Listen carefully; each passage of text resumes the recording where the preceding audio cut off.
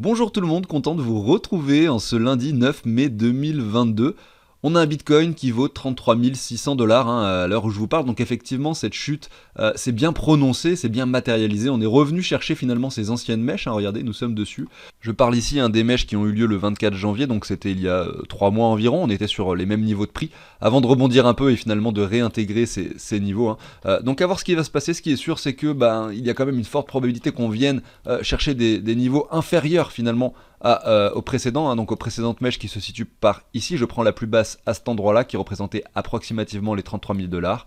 Et bien sans souci, vous voyez qu'on est venu rebondir dessus actuellement, mais que bon, là on est en hebdomadaire, mais si on se met en une heure, on est vraiment sur un marché qui est vraiment en baisse et qu'effectivement on n'a aucune sorte de reprise qui sont encore dessinées, qui sont matérialisées, notamment pourquoi pas des W ou des petits rebonds. Il n'y a encore rien de dessiné. Donc en une heure, comme on pourrait se mettre en 15 minutes, on voit que effectivement rien nous indique que le marché peut se reprendre dès maintenant. En tout cas, on peut essayer d'identifier des zones de support très pertinentes.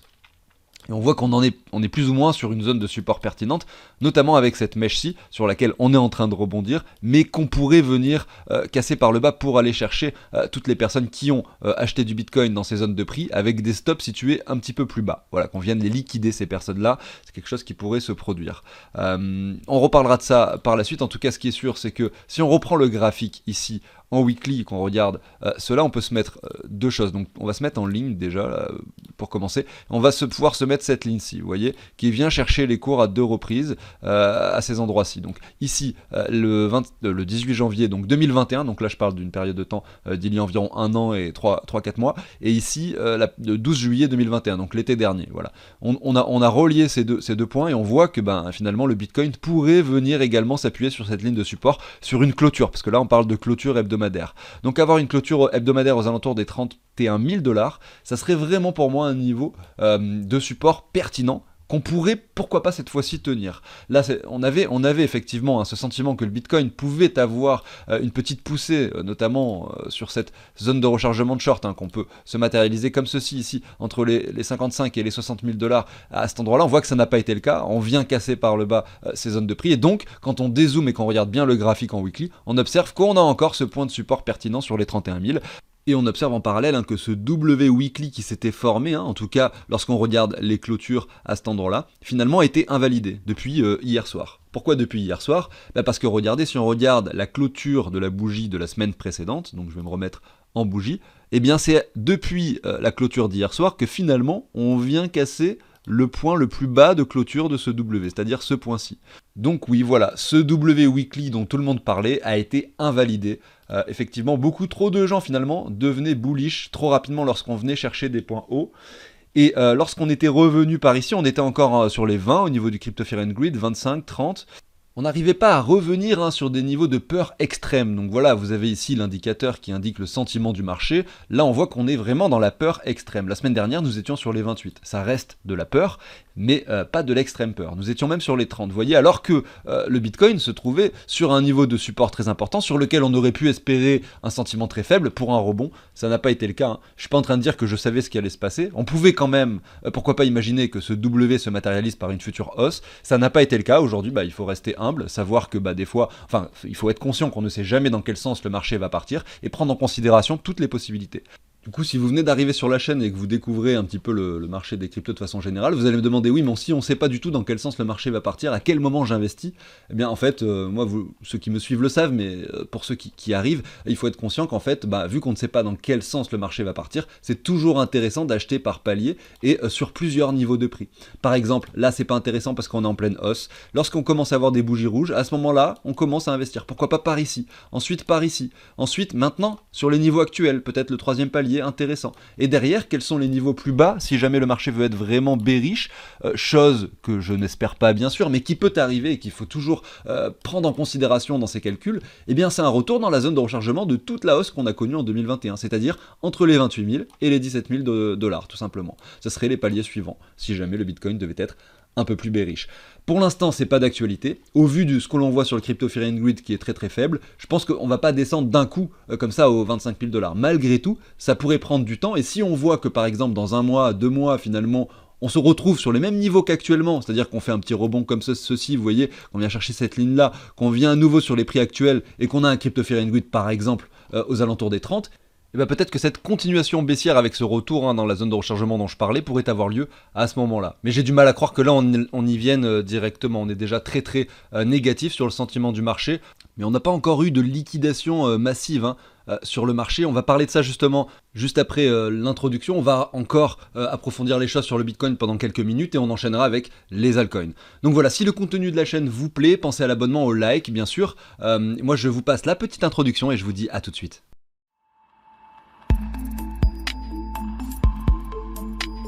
Allez, c'est parti, je vais reprendre quelque chose d'assez basique, dont j'ai parlé tout à l'heure, mais que j'aimerais évoquer à nouveau. Vous voyez qu'on a un range à l'écran, notamment avec ces points-là qui représentent les sommets du range, et ces points-là qui représentent le bas du range. On voit qu'on est en train d'aller chercher le bas de ce range. Est-ce qu'on peut le casser par le bas pour aller chercher des niveaux inférieurs? Bien sûr que oui. En revanche, on peut aussi, au niveau des probabilités, s'attendre à un rebond à l'approche de cette ligne-là. Donc, il est toujours plus intéressant d'investir sur le bas du range que sur le haut. Donc j'aurais tendance à dire que déjà depuis quelques mois, et encore aujourd'hui ça se montre, eh bien on a des paliers qui se dessinent assez pertinents. Si vous avez commencé à investir sur le Bitcoin depuis les 45 000 $ et que vous avez racheté par palier plus bas, vous êtes en négatif aujourd'hui sur votre portefeuille. Malgré tout, vous avez lissé un point d'achat pertinent. Même si aujourd'hui vous êtes négatif, vous finalement vous constituez votre portefeuille pour l'avenir, tout en gardant de la liquidité au cas où si on descend encore plus bas, en ayant pourquoi pas, même si vous restez négatif dans votre portefeuille, la possibilité par la suite d'avoir un prix moyen d'achat, par exemple aux alentours des 30 000 $. Si on revient jusqu'aux 17 000, peut-être que vous pourriez avoir ce prix moyen d'achat aux alentours des 30 000, voire des 28 000 $, et derrière avoir de belles performances si une continuation haussière se profile. On va regarder deux choses par rapport au Bitcoin aujourd'hui, à la fois l'order flow et voir qu'effectivement, peut-être qu'on pourrait avoir une sorte de mèche de liquidation qui vienne s'opérer un peu plus bas que les niveaux actuels. On va voir pourquoi. C'est pas forcé que ça se produise, mais voilà, il y a de fortes chances, notamment au vu de ce que l'on observe aujourd'hui. Et on va en parallèle faire une autre analyse très très basique sur le Bitcoin, simplement en regardant le crypto fear and greed et le prix du Bitcoin. Donc on voit que ici au mois de mai 2021, donc je suis simplement sur une période d'1 an. Si on clique sur max, on peut essayer d'observer si on a jusqu'où est-ce qu'on a de l'historique. On en a jusqu'à 2018. Donc on pourrait faire ce travail sur une période de temps plus ancienne. D'ailleurs c'est ce qu'on va faire, je le ferai en off. Mais je vais d'abord le faire sur cette dernière année.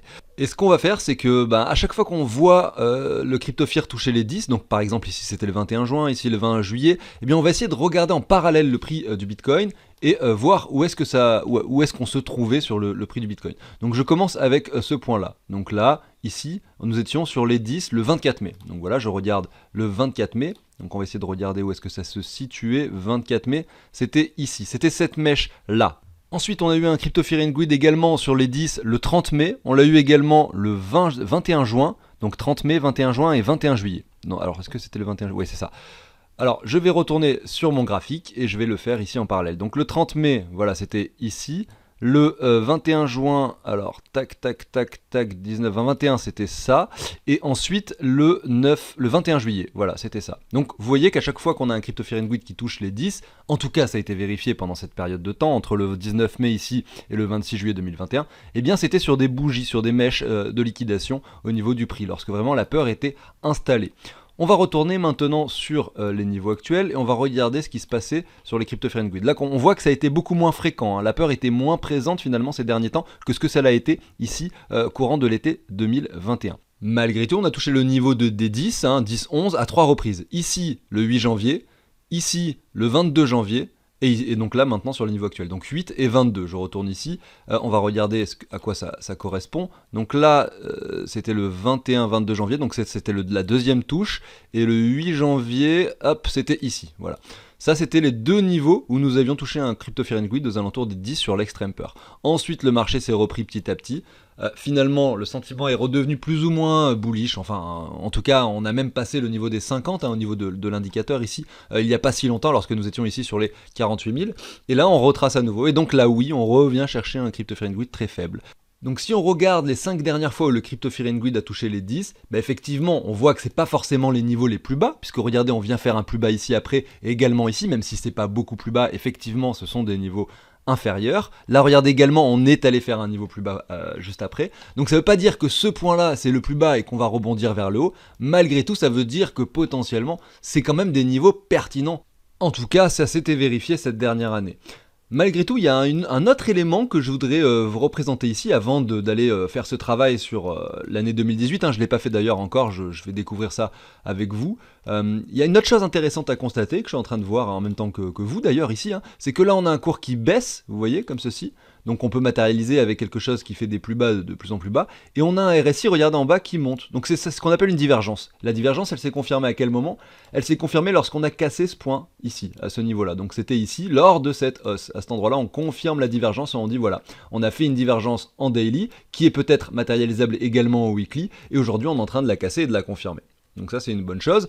Qu'est-ce qu'on observe ici? Là ici, on voit qu'il n'y a pas eu de divergence. Donc ça n'a pas été vérifié à cet endroit-là, parce que là, le RSI fait un nouveau plus bas, et le cours également. Par contre, si on regarde la chose sur du plus long terme maintenant, regardez, on va essayer, alors je vais supprimer un peu les lignes que j'ai fait au préalable.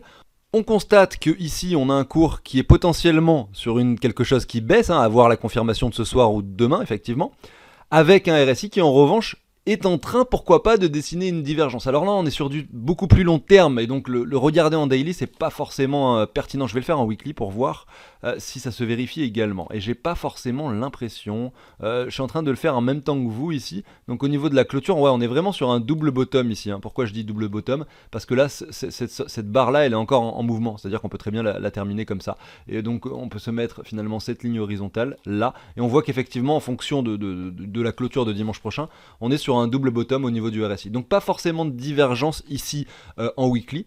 Et on observe également que pendant cette phase-là, hein, dont on avait identifié une divergence en daily, eh bien il n'y en a également pas en weekly. Donc voilà, c'est à peu près similaire les configurations.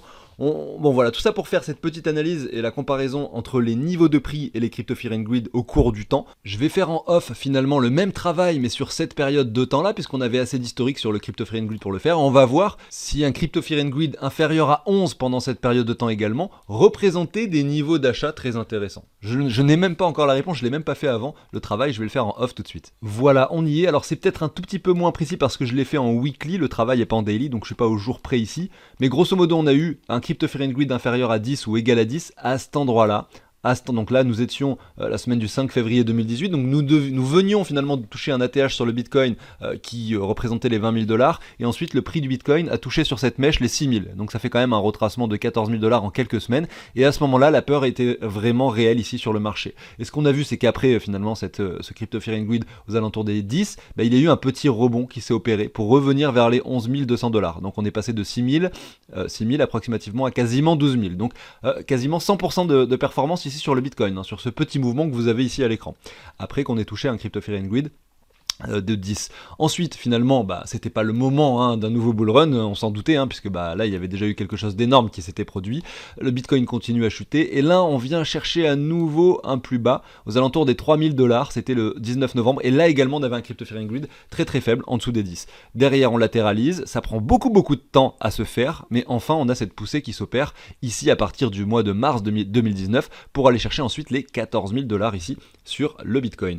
Et qu'est-ce qui s'est passé? Là, au moindre petit retracement, également on a retrouvé un Crypto Fear and Greed très très faible. Donc à ce moment-là, on pouvait s'attendre peut-être à un to the moon, ça ne s'est pas produit. Et donc là, pour le coup, ce point-là d'ailleurs, qui représente le point le plus bas sur le Crypto Fear and Greed, c'était au niveau des 5, donc c'était vraiment une extrême peur. Je sais pas vraiment ce qui s'est passé, est-ce qu'il y a un problème sur l'indicateur, ou est-ce que vraiment tout le monde était bearish à cet endroit-là? En tout cas, ce qui est sûr, c'est que là, c'était une mauvaise information qui était donnée. Et donc là, sur toutes les informations et sur tous les cercles que l'on s'est mis avec un Crypto Fear and Greed inférieur à 10, finalement celui-là c'est le seul qui n'a pas été suivi d'une hausse par la suite, puisque ensuite on est passé quand même de 9 000 à 3 000 $ pour avoir à nouveau un Crypto Fear and Greed ici aux alentours des 10. C'était le crash Covid ici le mois de mars 2020, le moment du confinement, etc. Donc oui, c'était un Crypto Fear and Greed également très très faible. Donc on voit que sur les 4, donc là il y a 4 occurrences, il y en avait 3 supplémentaires et 2 ici également. Donc on a environ 3, 4, 5, 6, 7, 8, sur 9 occurrences, on en a une finalement qui est un mauvais signal et 8 qui sont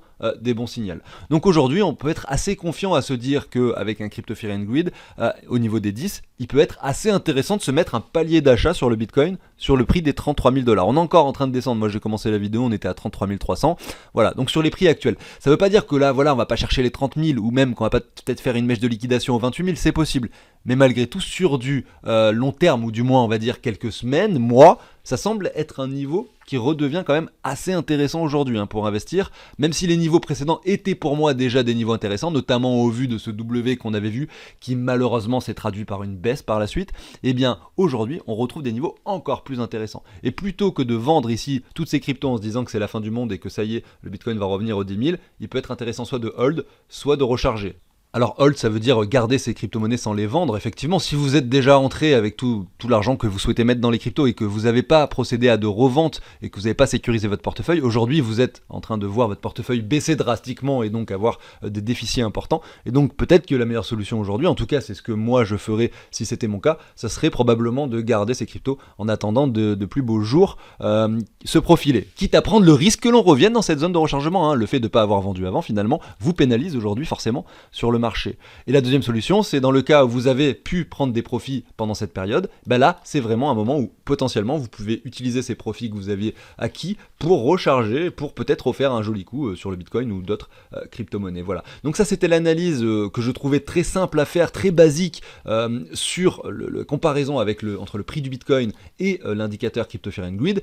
On va maintenant enchaîner avec l'order flow assez rapidement avant d'aller voir les altcoins. Donc j'aimerais bien reprendre toute l'explication de comment ça se passe ce graphique pour que vous ayez toutes les clés en main pour bien comprendre ce que je vais raconter. Je vais essayer de le faire rapidement tout de même. Donc ça, ici, c'est les contrats dérivés. Ça veut dire que ce ne sont pas des vrais bitcoins, ce sont des bitcoins qui vous sont prêtés pour pouvoir faire des trades avec des positions beaucoup plus importantes que l'argent que vous avez réellement. C'est ce qu'on appelle le levier. Je ne vais pas rentrer dans les détails de ça, mais ce qu'il faut comprendre, c'est que les gens qui utilisent ces plateformes vont faire des trades. Ils vont acheter le bitcoin à un certain prix. Ils vont dire si le bitcoin vient chercher ce prix-là, je sors automatiquement de mon trade et j'ai perdu mon trade. Si le bitcoin vient chercher ce prix-là, je sors automatiquement et j'ai gagné mon trade. Voilà. Donc il met ses ordres en fait. Il n'est pas obligé d'être présent devant son PC quand le prix du bitcoin vient toucher son stop. Ça le sort automatiquement du trade. Donc en gros, ce qu'il faut comprendre, c'est que lorsque là, nous étions sur un prix du Bitcoin qui était en train d'augmenter, nous avions eu pendant cette phase-là un funding rate positif. C'est-à-dire que là, il y avait beaucoup de gens qui étaient en train de passer à l'achat sur le Bitcoin. Quand le funding rate est négatif ici en bas, c'est que les gens sont principalement en train de vendre. Donc si on essaye de se mettre à la place de ces personnes qui sont rentrées à l'achat ici, à cet endroit-là, on peut se demander où est-ce qu'ils mettent leur stop loss. C'est-à-dire à quel niveau est-ce qu'ils acceptent leur perte et ils disent voilà c'est bon j'ai perdu mon trade. Et potentiellement peut-être sous ce premier point si vous voyez qui représente finalement cette petite zone de prix en se disant voilà si on vient chercher des niveaux inférieurs à ce plus bas qui était atteint ici le 6 août 2021 peut-être que voilà je sors de mon trade. Ou alors d'autres vont se dire voilà je vais mettre mon stop loss ici en dessous de ces mèches là à cet endroit là. Donc toutes ces mèches.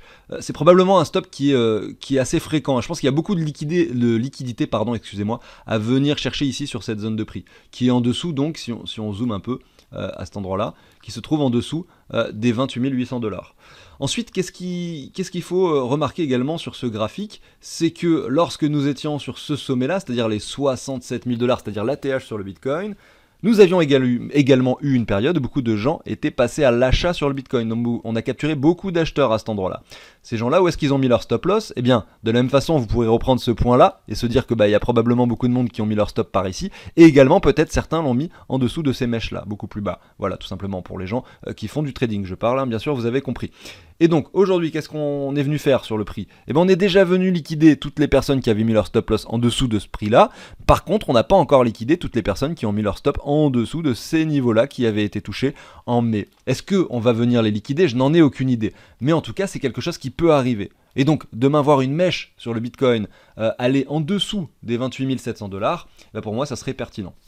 Si on reprend le prix et le graphique du Bitcoin, cette fois-ci sur TradingView, on voit que les 61,8 de Fibo de toute la hausse représentent les 28 700 $ pile poil. Donc en plus, ça pourrait faire en sorte que le Bitcoin vienne chercher sur une mèche ce niveau qui est relativement pertinent de façon générale sur les graphiques, des 61,8% de Fibo. Voilà, donc c'est à suivre. Je dis pas qu'on va venir chercher ce niveau des 28 700, mais quand on regarde ici l'order flow, on constate qu'effectivement, on a sur la plupart des plateformes, je regardais 3 plateformes de contrats dérivés, on a un open interest qui monte avec un cours qui descend, un funding rate négatif, on est en train de capturer des vendeurs, mais on aimerait bien peut-être liquider un petit peu d'acheteurs qui sont rentrés il y a bien longtemps.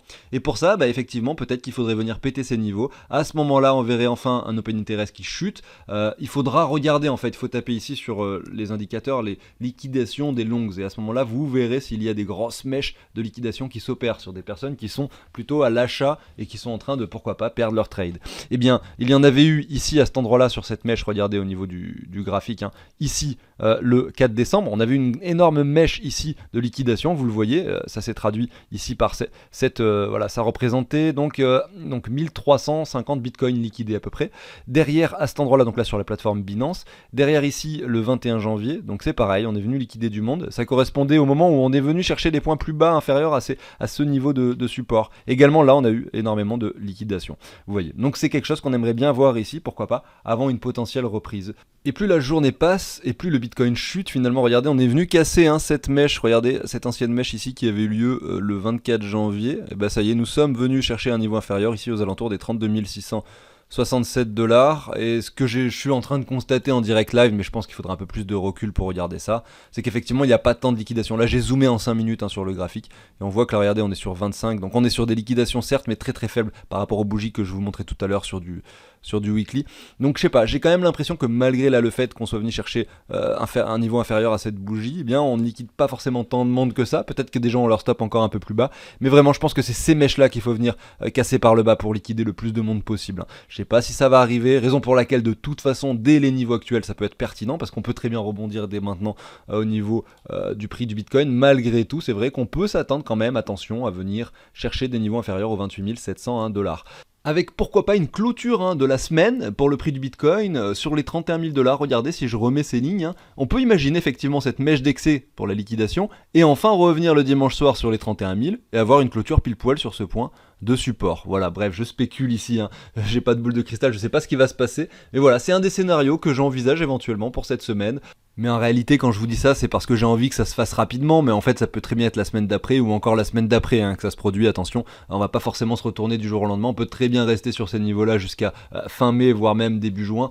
Je sais que les phases baissières sont compliquées psychologiquement et émotionnellement, mais la patience paye assez souvent. C'est-à-dire qu'il faut simplement s'armer de patience et se dire que voilà, peut-être que de jours meilleurs interviendront et je vais essayer de revendre des cryptos plutôt sur des hausses, des bougies vertes, comme c'était le cas avant, plutôt que de le faire en plein crash comme celui qu'on est en train de vivre actuellement. Allez, on va continuer maintenant avec les altcoins et je commence avec l'altcoin dominance qui se porte plutôt pas mal en fait en réalité. On a beau avoir un Bitcoin qui chute, finalement les altcoins ne chutent pas tant que ça. On va regarder un peu la map. On observe effectivement ici que l'Ether vaut 2400 $, donc oui il est revenu sur un niveau relativement bas, mais sur 7 jours, regardez le Bitcoin moins 14,5%, l'Ether moins 15,7%, donc c'est quasiment similaire. Le Binance Coin également. Donc on n'a pas de réelle finalement capitulation au niveau des altcoins. On a même regardé le Tron ici, qui est quand même 18e en capitalisation, qui établit 17% de performance sur une semaine. D'ailleurs ça pourrait être intéressant de jeter un œil à son graphique pour voir ce qu'il se passe. Et on le regardera juste après. D'ailleurs je vous mets dans la fiche là, l'émission précédente, j'ai regardé quelque chose que je trouvais assez intéressant. C'est le décalage qu'il y a entre finalement les altcoins qui performent et le Bitcoin. C'est-à-dire qu'à chaque fois on va en observer en moyenne une différence de 4 à 7 semaines de décalage entre le Bitcoin et les altcoins. C'est-à-dire que vous avez d'abord un Bitcoin qui chute tout seul, et 5 semaines après, les altcoins qui viennent toucher un bottom. Là par exemple, ce bottom-là, c'était 5 semaines après que le Bitcoin ait trouvé le sien. Et vice-versa pour ce top-là. Donc c'était la même chose. Donc on peut, aujourd'hui en regardant le prix du Bitcoin, se dire que potentiellement, d'ici 5 semaines, on ait des altcoins qui chutent assez fortement par rapport au Bitcoin et au dollar, et qu'effectivement reviennent chercher cette ligne de tendance. Et vous risquez à ce moment-là d'avoir un portefeuille encore plus négatif que ce que vous avez aujourd'hui. Mais peut-être que pendant que ces altcoins cracheront par rapport au Bitcoin, on aura un Bitcoin qui lui sera déjà en train de se reprendre. Vous voyez, donc ça peut rééquilibrer le montant de votre portefeuille en fonction de vos possessions de Bitcoin et d'altcoin. Enfin bref, ce que je veux vous dire par là, c'est simplement que on n'est peut-être pas au bout de nos peines et que pour l'instant on a le Bitcoin qui est en train de chuter fortement avec des liquidations qui sont potentiellement en train de se produire et qu'on observera avec le temps. Et sur les altcoins, ça il risque de se passer quelque chose également, puisque là on voit que l'altcoin dominance reste encore très très forte pour l'instant et que ça pourrait ne pas durer, notamment parce qu'on a cette ligne de support plus basse ici à cet endroit-là qui a été touché à plusieurs reprises. Donc on verra. Alors on va regarder TRX, donc le Tron, et il y a une autre crypto-monnaie que j'ai absolument envie de vous passer parce que j'ai une alerte qui s'est déclenchée récemment. Effectivement, le niveau de prix, en regardant le graphique, m'a fait dire oulala, mais là, il y a peut-être un coup à jouer sur cette crypto-monnaie. Et je vous la passe juste après, quittez pas, bien sûr. Sachez également que sur la chaîne, je vous partage un outil qui vous permet tout simplement de gérer tous vos investissements. Si vous avez de l'argent réparti sur 3, 4, 5, 10 plateformes, 15 plateformes différentes et que vous avez par exemple 200 crypto-monnaies différentes, vraiment ça va être fait pour vous. Après, si vous commencez à avoir 2-3 plateformes et beaucoup de crypto, effectivement également, vous allez voir que ça peut vous aider, hein. Bien sûr, il faut comprendre que c'est un outil qui va vous permettre d'ajouter toutes vos crypto-monnaies une à une et les prix des cryptos sont récupérés en temps réel. Par exemple, je vais le faire avec Ether, hein, pour l'exemple ici, je marque simplement ETH et vous allez voir son prix va s'afficher ici en dollars et ici en euros. Et toutes les 3 minutes, ça s'actualise. Donc vous ajoutez toutes les crypto-monnaies que vous possédez et ensuite vous allez dire voilà, donc sur Binance par exemple, j'ai toutes ces crypto-monnaies là, vous connectez par exemple ensuite à Coinbase, vous allez dire j'ai tout ça, vous allez sur votre ledger, j'ai tout ça, etc. Vous ajoutez toutes les quantités des cryptos que vous avez, vous pouvez avoir une crypto avec une certaine quantité sur Binance, une certaine quantité sur la ledger, etc. Et à la fin ça va s'additionner. Une fois que vous allez entrer tout ça, que vous allez avoir entré tout ça, vous allez connaître en temps réel, en fonction des prix des cryptos, combien vaut votre portefeuille par rapport à ce que vous avez investi, parce qu'il y a un onglet pour indiquer les achats et les ventes que vous faites, hein, et qui va également calculer automatiquement les plus-values associées aux sessions. Mais bon, je vais pas rentrer dans les détails de tout ça, c'est un outil qui va vous permettre de gérer votre portefeuille de façon assez... Et si vous voulez en savoir plus sur ce tableau, vous allez sous la vidéo du jour, il y a un lien ici où vous allez tomber sur une émission où j'explique le tableau beaucoup plus en détail, et vous avez également un lien qui vous ramène sur le site de CryptOrganize pour effectuer une donation pour obtenir cet outil d'investissement si ça vous intéresse. Voilà, je vais continuer avec la suite. Et on débute avec TRX Tron qui performe en solitaire pendant cette semaine où effectivement on a eu pas mal de chutes, hein, sur les cryptos de façon générale. Qu'est-ce qui se passe? Eh bien on observe ici qu'en weekly également il y avait des W qui s'étaient matérialisés et confirmés. Donc là vraiment on avait une bonne indication sur Tron, contrairement au Bitcoin qui a confirmé son W. Au contraire lui il a plutôt effectué de très très belles performances. Aujourd'hui c'est peut-être plus forcément des niveaux où on peut investir, notamment parce qu'on est revenu chercher cette zone de résistance et parce que le marché global reste quand même assez bearish en ce moment, hein, sur les cryptos. Donc à voir sur quel niveau il serait intéressant d'acheter du Tron, on va en parler juste après. En tout cas ce qui est sûr c'est que là on ne fait pas de nouveaux plus bas par rapport à ces points bas-ci qui avaient eu lieu en juillet 2021.